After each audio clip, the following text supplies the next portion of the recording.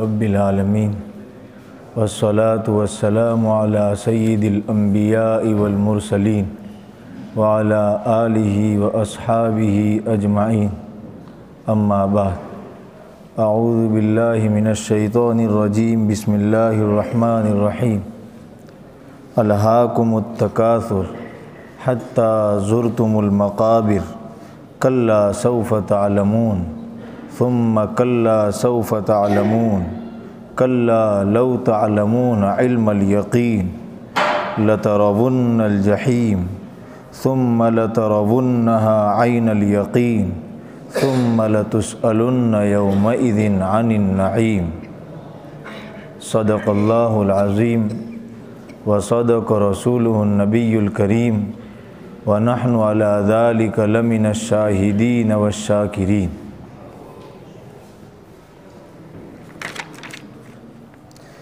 گزشتہ ہفتے سورہ تکاثر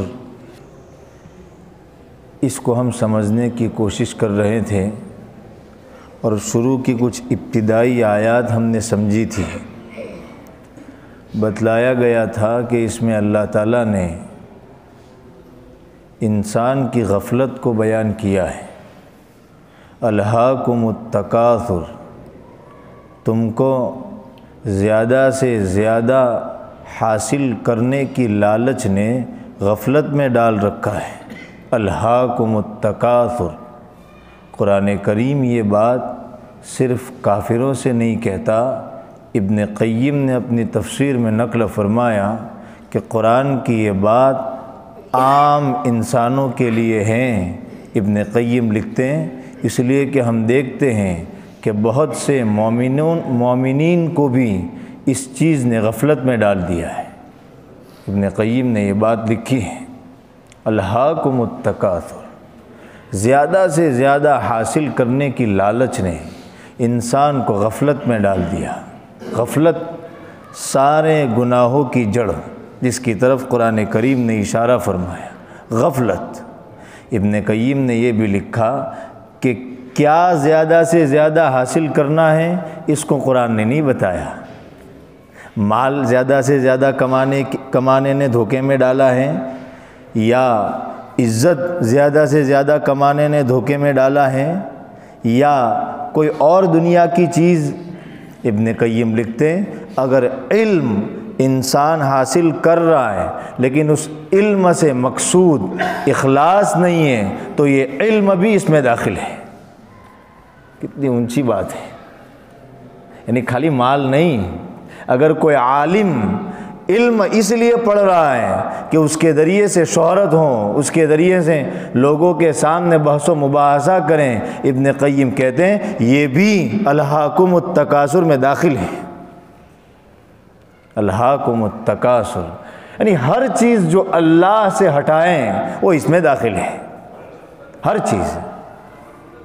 اور ابن قیم نے یہ بھی لکھا ہے کہ اگر زیادہ سے زیادہ انسان لالچی نہیں بنا ہوا ہے لیکن آ رہا ہے، اللہ نے اسباب ایسے بنائے کہ مال آ رہا ہے اور انسان اللہ سے غافل بھی نہیں ہے، ابن قیم لکھتے ہیں یہ اس میں داخل نہیں ہے، آ رہا ہے، آنے دے۔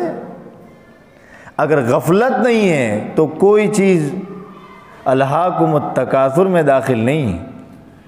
سارے گناہوں کی جڑ غفلت، انسان بے خبر رہے۔ نبی علیہ السلام نے پناہ چاہی ہے غفلت سے، اللہم انی اعوذ بک من الغفلہ، اللہ میں آپ کی پناہ چاہتا ہوں غفلت سے۔ پڑھے تو صحیح، نبی علیہ السلام کی دعاؤں میں ایسی ایسی باتوں سے آپ نے پناہ چاہی ہیں کہ دل حیران رہ جاتا ہے کہ ایسی بھی بات۔ ایک موقع پر آپ نے دعا فرمائی، اللہم انی اعوذ بک من امرأۃ تشیبنی قبل المشیب، اللہ ایسی عورت سے پناہ مانگتا ہوں جو عورت بوڑھا ہونے سے پہلے مجھے بوڑھا بنا دے۔ اللہم انی اعوذ بک من الولد یکون علی عذابا، اس طریقے کے کچھ الفاظ۔ اللہ ایسی اولاد جو اولاد مجھ پر وبال بنے، ایسی اولاد سے میں تیری پناہ مانگتا ہوں۔ عجیب و غریب روایتوں کے الفاظ سامنے آتے، اللہم انی اعوذ بک من اللدغتی، اللہ میں ڈسنے سے پناہ مانگتا ہوں کہ مجھے کوئی ڈس جائے، وَمِنَ الْحَرَقِ جلنے سے پناہ مانگتا ہوں، وَمِنَ الْغَرَقِ اللہ ڈوبنے سے پناہ مانگتا ہوں۔ کیا نہیں آ گیا اس میں؟ ان دعاؤں کا ہمیں اہتمام کرنا چاہیے۔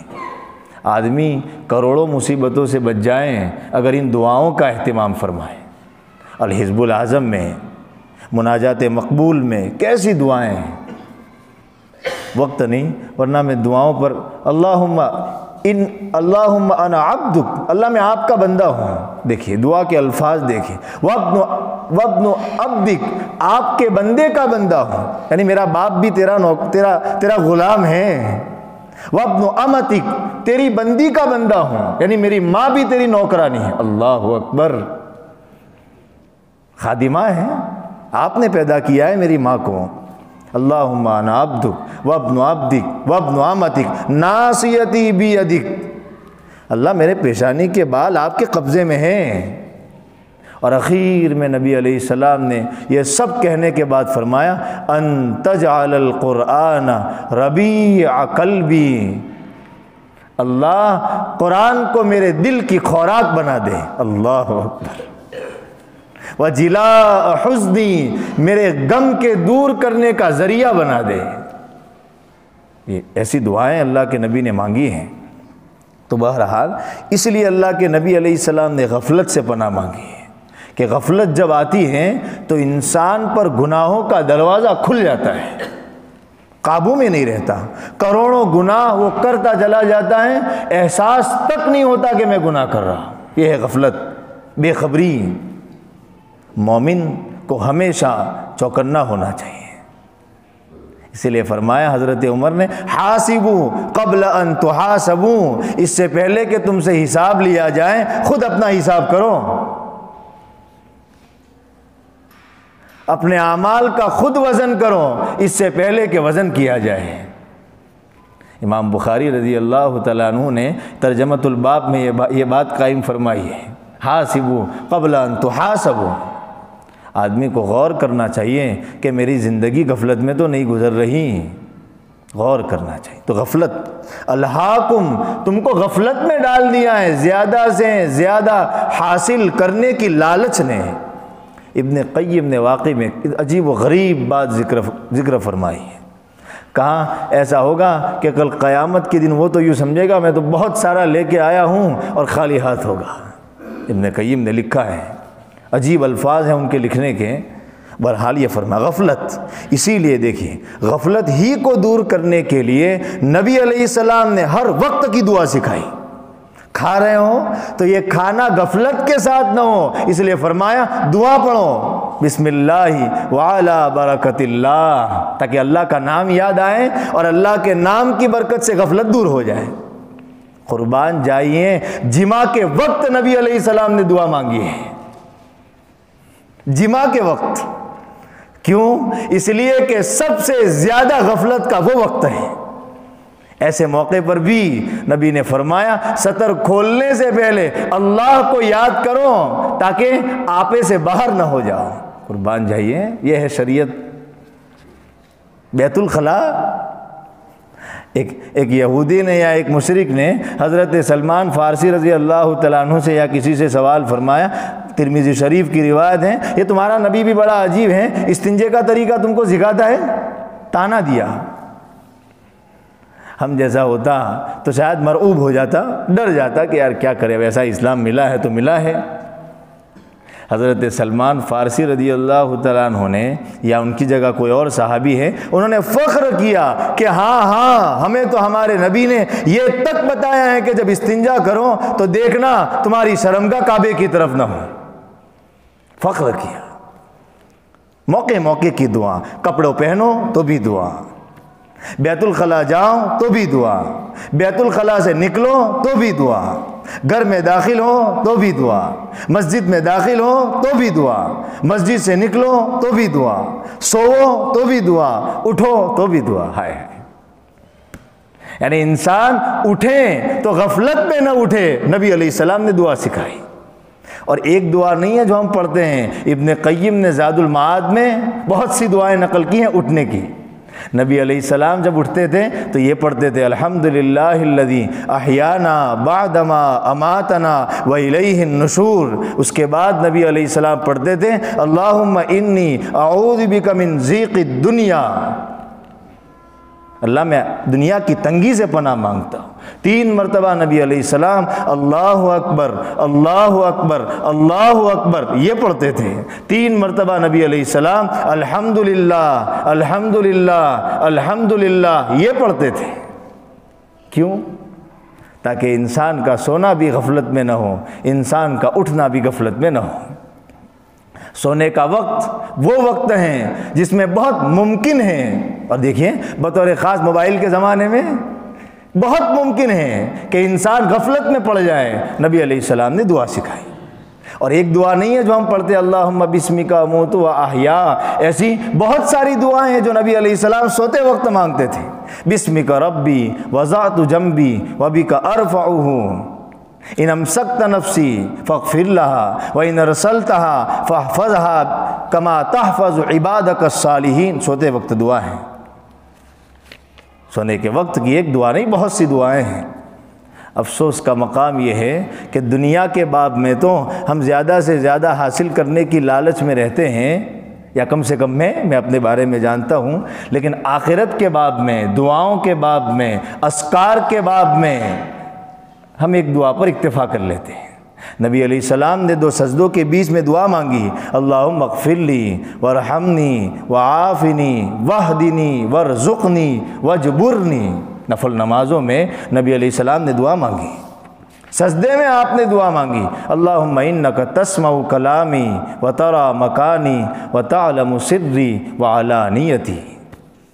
یہ موقع موقع کی دعائیں نبی علیہ السلام نے اس لیے سکھائی تاکہ انسان غفلت میں نہ پڑ جائے، اس لیے کہ غفلت عجیب بیماری ہے۔ اس لیے الہاکم التکاثر، تم کو زیادہ سے زیادہ لینے کی لالچ نے غفلت میں ڈال دیا ہے۔ اچھا کب تک چلتی ہے یہ ریس؟ حتی زرتم المقابر، یہاں تک کہ تم قبرستان پہنچ جاتے ہو، یعنی تمہاری موت آ جاتی ہے تب تک۔ انسان سوچتا ہے یہ ہو جائے گا، بس ایک گھر بن جائے اس کے بعد تو ختم، بن جاتا ہے تو دوسرا شروع ہوتا ہے، کچھ نیا آتا ہے، وہ ختم ہو جاتا ہے تو کچھ تیسرا آتا ہے، اتنا کر لوں پھر اس کے بعد گھر والا کہتا ہے میرا گھر بن جائے، مکان بن جاتا ہے تو اب تھوڑا سا بینک بیلنس بھی تو چاہیے نا، اچانک بیماری آ جائے تو کیا کریں گے، چلتا ہی رہتا ہے۔ حتی زرتم المقابر، یہاں تک کہ تم قبرستان پہنچ جاتے ہو۔ اس پر تو تفصیل سے بہرحال گزشتہ ہفتے بات ہو چکی تھی، کچھ نئی باتیں تھیں اس لیے ذکر کی گئی۔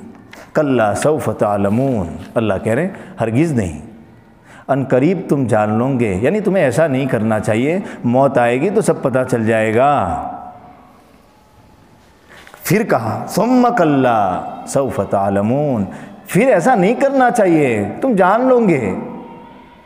شاید ابن قیم نے لکھا ہے کہ یہ ایسا ہی ہے جیسا ہم کہتے ہیں میں تم سے کہتا ہوں نا، باپ اپنے بیٹے کو کوئی بات تاکید سے کہتا ہے تو 2 سے زیادہ مرتبہ ارے میں نے کہا نا، تم کو سمجھ میں نہیں آتا کیا؟ یہ انداز اللہ تعالیٰ اختیار فرما رہے ہیں۔ پہلی مرتبہ کہا کلا سوف تعلمون، ایسا نہیں کرنا چاہیے، تم ان قریب جان لو گے، اور چونکہ موت تو قریب ہی ہے، یعنی موت آئے گی تو جان لو گے۔ اور پھر فرمایا ثم کلا سوف تعلمون، پھر ایسا نہیں ہونا چاہیے، تم جان لو گے، جب قبر میں پہنچو گے تو بھی جان لو گے، موت کے وقت جان لو گے، اس لیے کہ دکھنا شروع ہو جاتا ہے، فرشتے آنے لگتے ہیں جب انسان کی موت آتی ہے۔ اسی لیے اچھے لوگوں کی جب موت آتی ہے تو کہتے ہیں بھائی فرشتوں کے لیے بیٹھنے کی جگہ کرو، اللہ سے اچھی موت ضرور مانگنی چاہیے۔ تو فرمایا موت کے وقت تم کو پتہ چل جائے گا کہ تم کتنے غفلت میں تھے اور تم نے آخرت کے لیے کیا کیا ہے۔ اب فرمایا پھر قبر میں جاؤ گے تو بھی پتہ چل جائے گا۔ کلا، ایسا نہیں ہونا چاہیے۔ کتنی مرتبہ اللہ تعالیٰ 3 مرتبہ کہہ رہے ہیں کلا، ایسا نہیں ہونا چاہیے۔ لو تعلمون علم الیقین، اگر تم یقین کر لیتے نا تو ایسا نہ کرتے، لیکن تمہیں یقین نہیں ہے۔ یقین، انسان کو دنیا کی آگ پر یقین ہے کہ یہ اگر میں ہاتھ ڈالوں گا تو یہ جلائے گی، تو انسان کبھی اس کے پاس نہیں جاتا۔ اپنے بچے کو روکتا ہے، لیکن آخرت پر چونکہ اتنا مضبوط ایمان نہیں ہے، اس وجہ سے غفلت کا شکار ہو جاتا ہے۔ صحابہ کو یقین تھا، کامل یقین تھا، آخرت پر، موت پر، جنت پر، جہنم پر، اللہ کی ملاقات پر خوب یقین تھا۔ اس سے پہلے بھی اشارہ کیا گیا تھا کہ عقیدہ الگ چیز ہے، اس عقیدے کا یاد رہنا یہ الگ چیز ہے۔ صحابہ خالی عقیدوں کو مانتے نہیں تھے، صحابہ کو عقیدے یاد رہتے تھے۔ غور فرمائیں، اسی لیے تو صحابی سے زنا ہو گیا، آ گئے نبی مجھے پتھر ماریے ہیں اس لیے کہ مجھ سے زنا ہو گیا ہے۔ یہ وہی کرے گا جس کو آخرت پر دنیا سے زیادہ یقین ہو، دنیا سے زیادہ یقین ہو۔ زمانہ چونکہ ایسا ہو رہا ہے کہ جو دکھ رہا ہے اس کو مانا جا رہا ہے، اور جو غائب ہیں اس کو اگنور کیا جا رہا ہے، اس لیے انسان ہوش میں نہیں آتا۔ وہ کہتا ابھی تو جیو نا یار، وہ تو جوانی ہے، بڑھاپا کس نے دیکھا ہے؟ آ بھی سکتا ہے، نہیں بھی۔ انسان کا یقین اپنی روح سے زیادہ اس زمانے میں بدن پر ہے، اس لیے بدن کے پیچھے تھک رہا ہے، روح کو بنانے کی کوشش نہیں کر رہا۔ آخرت میں روح کو دیکھا جائے گا کیسی ہے، قلب کو دیکھا جائے گا کیسا ہے۔ اللہ کہیں گے میں نے صاف ستھری روح دے کر بھیجا تھا، وہ صاف ستھری روح لے کر کے واپس آ جا، تیری بخشش پکی۔ تو اس زمانے میں انسان بدن پر زیادہ محنت کر رہا ہے، روح پر کم محنت کر رہا ہے یا نہیں کر رہا، وہ مانتا ہی نہیں۔ یہ تو بدن کی بات ہے۔ آخرت کو بھول چکا ہے، دنیا کے پیچھے اپنی توانائیاں لگا رہا ہے۔ اللہ کو بھول چکا ہے، معبودان باطلہ کے پیچھے اپنے آپ کو تھکا رہا ہے۔ فرمایا ایسا نہیں ہونا چاہیے، اگر تم یقین کر لیتے نا تو ایسا نہ کرتے۔ کتنا پیارا انداز ہے، کلا لو تعلمون علم الیقین۔ دنیا کے باب میں چونکہ انسان کو یقین ہوتا ہے اس لیے انسان بچ جاتا ہے۔ کبھی کسی کو نہیں کہنا پڑا کہ بھئی دیکھنا اس آگ میں مت جانا، وہاں آگ جل رہی ہے، اگر چھوٹا نہیں ہے تو، اس لیے کہ وہ سمجھتا ہے مجھے جلائے گی۔ ہمارا ذہن ایسا بن جائے کہ دنیا کی آگ دیکھ کر ہمیں آخرت کی آگ یاد آ جائے، یہ ہے یقین۔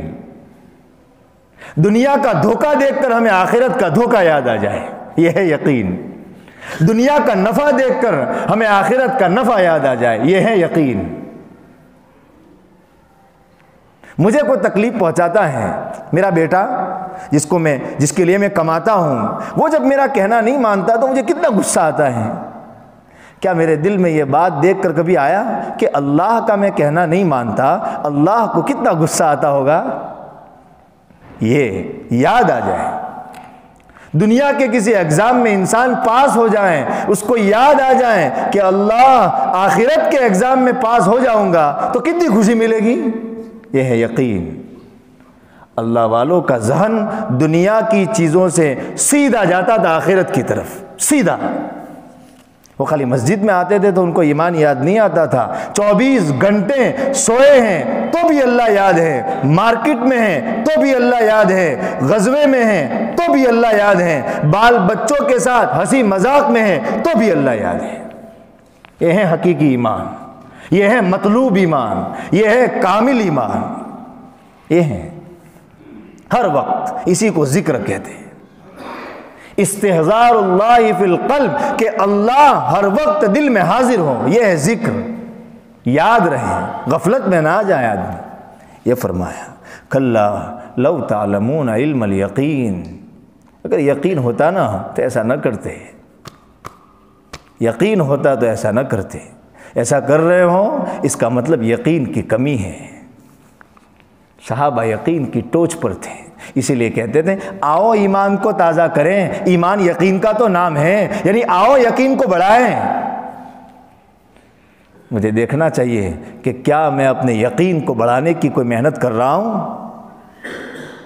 وراثت میں ملا ہوا ایمان امتحان میں نہیں بچا پائے گا۔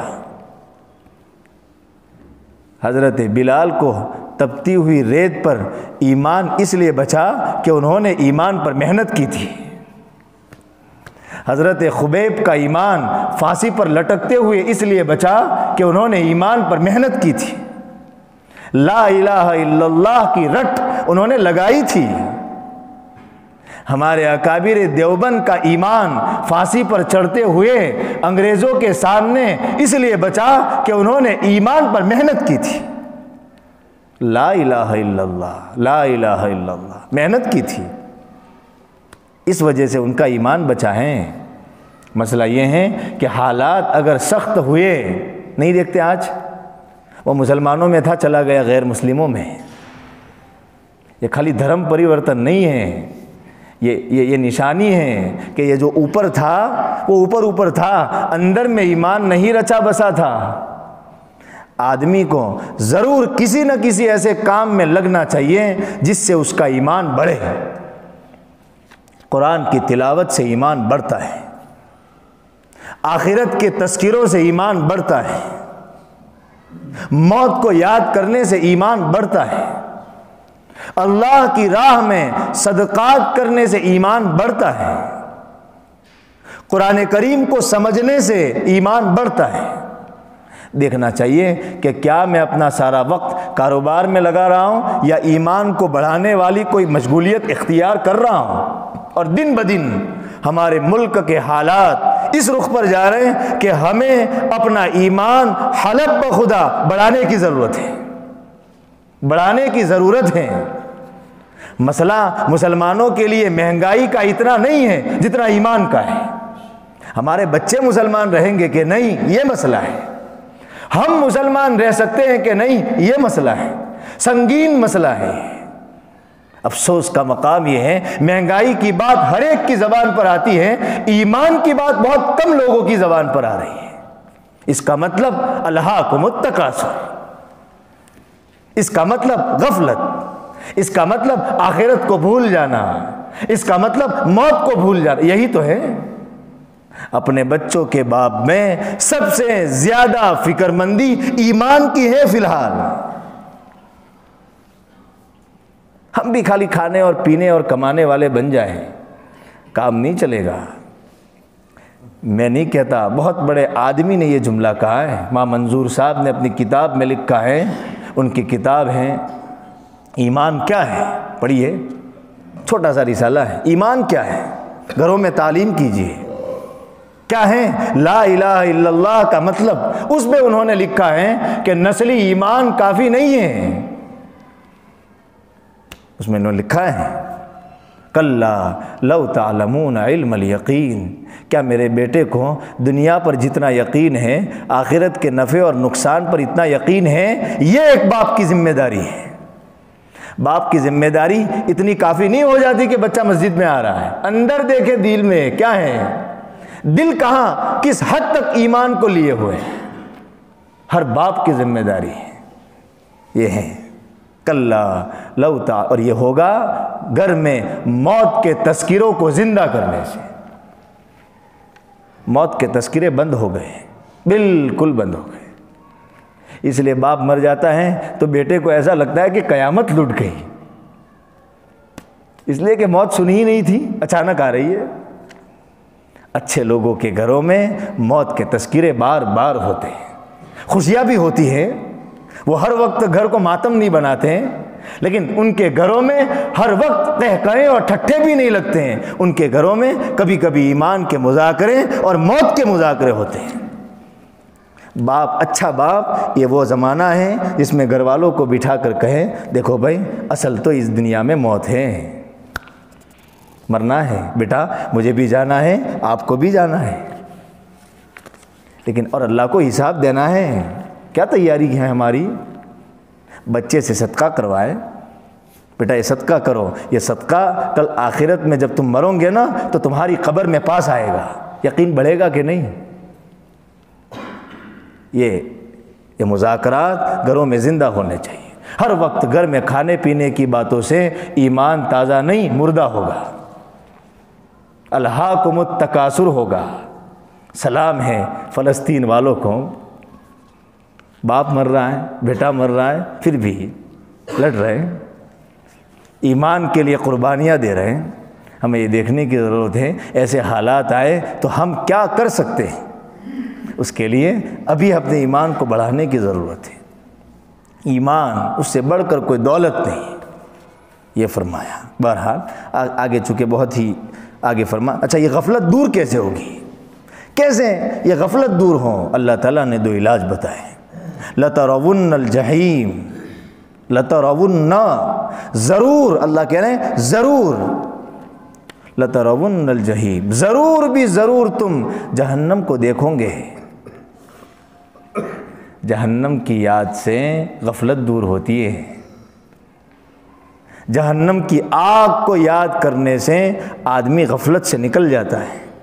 علاج بتایا پہلا، لَتَرَوُنَّ الْجَحِيمَ، ضرور تم جہنم کو دیکھو گے۔ اور فرمایا اتنا ہی نہیں، ثُمَّ لَتَرَوُنَّهَا عَيْنَ الْيَقِينِ، یقین کی آنکھوں سے تم جہنم کو دیکھو گے۔ ماں خالد صاحب نے ترجمہ فرمایا، سر کی آنکھوں سے تم جہنم کو دیکھو گے، یعنی قیامت کے دن تم جہنم کو دیکھو گے۔ لیکن اس وقت آدمی پچھتائے گا، پچھتانا کام نہیں آئے گا۔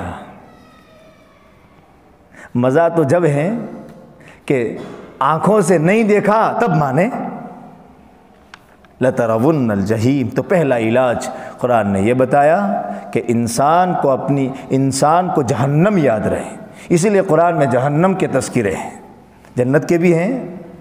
اور آگے فرمایا ایک تو جہنم، فرمایا ثُمَّ لَتُسْأَلُنَّ يَوْمَئِذٍ عَنِ النَّعِيمِ، یہ دوسری چیز ہیں جو انسان کو غفلت سے نکالے گی۔ کیا ہے وہ چیز؟ فرمایا پھر ضرور تم سے پوچھا جائے گا، لَتُسْأَلُنَّ، ضرور تم سے پوچھا جائے گا، یومئذٍ، اس دن، عن النعیم، نعمتوں کے بارے میں۔ سیدھی سی مثال ہے ابھی دماغ میں آئی۔ ایک باپ اگر دن کے شروعات میں اپنے بیٹے کو 100 روپے دیتا ہے اور کچھ نہیں کہتا، بیٹا استعمال کرو، تو بیٹا 100 روپیوں کے استعمال کرنے میں غفلت برتے گا کہ نہیں؟ برتے گا، اس لیے کہ کچھ کہنا ہی نہیں جواب میں۔ لیکن اگر باپ نے 100 روپے دیتے وقت یہ کہا کہ بیٹا یہ تمہارے ہیں، تم اس کو استعمال کرو، لیکن کیا کیا خریدتے ہو یہ میں پوچھوں گا تم سے، تو اب بیٹا 100 روپے کو سنبھال کر استعمال کرے گا۔ ایسی کوئی چیز نہیں لائے گا کہ باپ کے سامنے جواب نہ دے سکے، وہ سب ایسی چیزیں لائے گا جس سے وہ باپ کو جواب دے سکیں کہ ابا دیکھیں یہ لایا، یہ لایا، اچھا یہ تو تیرے کام کی چیز ہے، ٹھیک ہے کوئی بات نہیں۔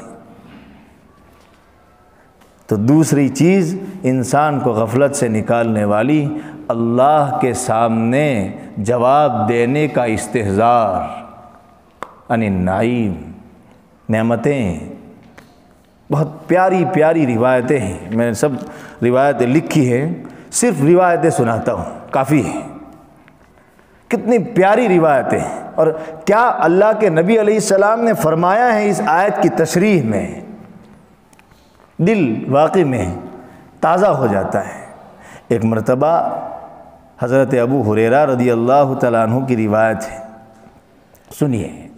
حضرت ابو بکر اور حضرت عمر شیخین رضی اللہ تعالیٰ عنہما ایک جگہ بیٹھے ہوئے تھے دوپہر میں۔ بعض روایتوں میں اس کا تذکرہ حافظ ابن کثیر نے بھی اپنی تفسیر کثیر میں اس روایت کو نقل کیا ہے۔ اللہ کے نبی علیہ السلام ان دونوں کے پاس تشریف لائے اور فرمایا بھائی دوپہر میں یہاں کیوں؟ ان دونوں حضرات سے فرمایا یہاں کیوں؟ دونوں نے عرض کیا قسم ہے اس ذات کی جس نے آپ کو حق دے کر بھیجا ہے، ہمیں کسی بھی چیز نے گھر سے باہر نہیں نکالا سوائے بھوکنے، یعنی نبی ہم بھوکے ہیں۔ خلیفہ نبی کا سچا جانشین کہہ رہا ہے ہم بھوکے ہیں، جس کے بارے میں نبی نے یوں فرمایا میرے بعد اگر کوئی نبی ہوتا عمر ہوتا، وہ عمر یوں کہہ رہے ہیں، وہ ابو بکر یوں کہہ رہے ہیں ہم بھوکے ہیں۔ کتنا سہارا ملے گا ان لوگوں کو جن کو 2 وقت کی روٹی ٹھیک سے ملتی نہیں، کہ یہ تو ابو بکر و عمر کی سنت ہیں، یہ تو نبی کی سنت ہیں۔ اگر مال کامیابی کی دلیل ہوتا تو اللہ سب سے زیادہ مال اپنے نبی کو دیتا، سب سے زیادہ۔ فرمایا بھوک، اللہ کے نبی علیہ السلام نے کہا چلیے شاید کوئی چیز کھانے کو مل جائے، اور آپ نے فرمایا مجھے بھی کوئی چیز نے گھر سے باہر نہیں نکالا سوائے بھوک نے، میں بھی بھوکا ہوں، سید الکونین نبی یوں فرما رہے ہیں میں بھی بھوکا ہوں۔ تینوں نکلیں، کہیے شاید اللہ کے نبی علیہ السلام دونوں حضرات کی لاج رکھنے کے لیے چلے، آپ شاید اپنے لیے کبھی نہ مانگتے، گئے۔ ایک انصاری صحابی ابو الہیثم رضی اللہ تعالیٰ عنہ کے گھر آئے تو ان کی بیوی کام کر رہی تھی، وہ کہیں گئے تھے باہر۔ ان کی بیوی نے پردے کے پیچھے سے دیکھ لیا تو فرمایا کیسا مبارک دن ہے، اتنے معزز مہمان آئے ہیں، اللہ کے نبی مہمان بن کر آئے، ابو بکر اور عمر مہمان بن کر آئے۔ اور وہ جانے لگے تو بیوی نے فرمایا نہیں آپ ٹھہریے، وہ انصاری یعنی وہ میرے شوہر ابھی آئیں گے، وہ میٹھا پانی لینے کے لیے باہر گئے، وہ ابھی آئیں گے۔ اتنے میں وہ انصاری صحابی بھی آ گئے، ابو الہیثم، خوش ہو گئے، ایک بکری کا بچہ ذبح کر کے پکایا اور انگور اور کھجور سب لائے۔ سب لانے کے بعد ان حضرات نے کھایا، ٹھنڈا پانی پیا، دیکھیے کھایا ٹھنڈا پانی پیا۔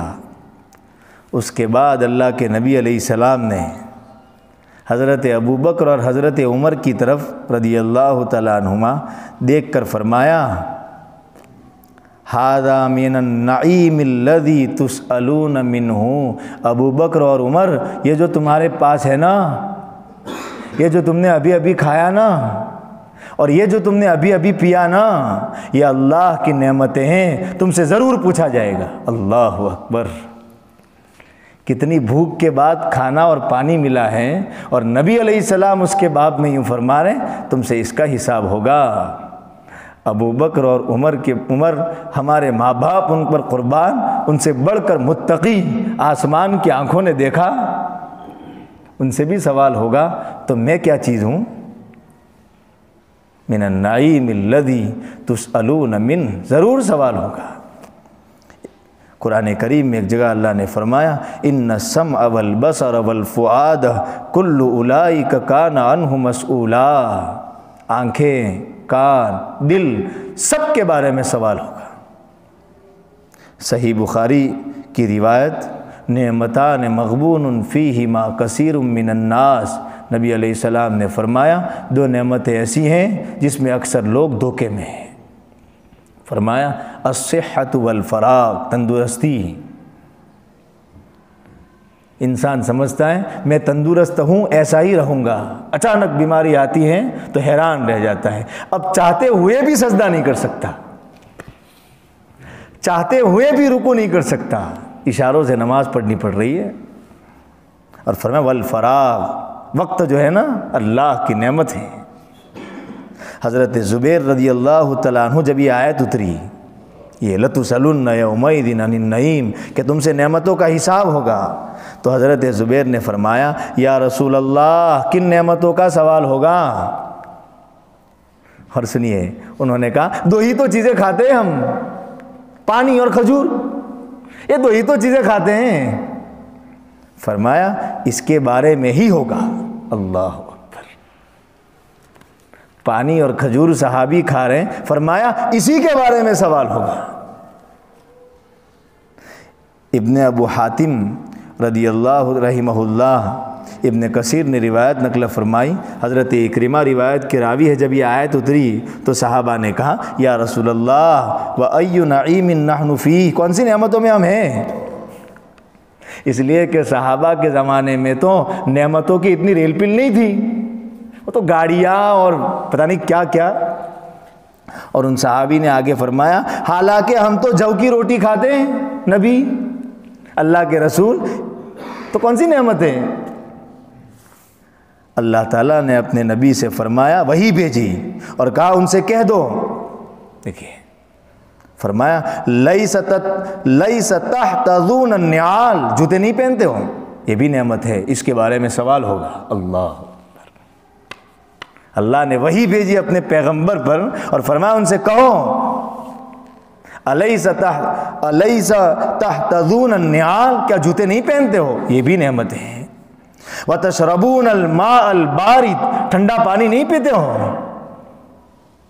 فہذا من النعیم، یہ بھی نعمت ہے۔ انسان کو خیال نہیں جاتا چھوٹی چھوٹی چیزوں کی طرف۔ دوسری روایت عبداللہ ابن مسعود رضی اللہ تعالیٰ عنہ سے روایت، اللہ کے نبی علیہ السلام نے فرمایا نعمت کی تشریح کرتے ہوئے، الامن، امن اور سلامتی اور چین نعمت ہے، سوال ہوگا۔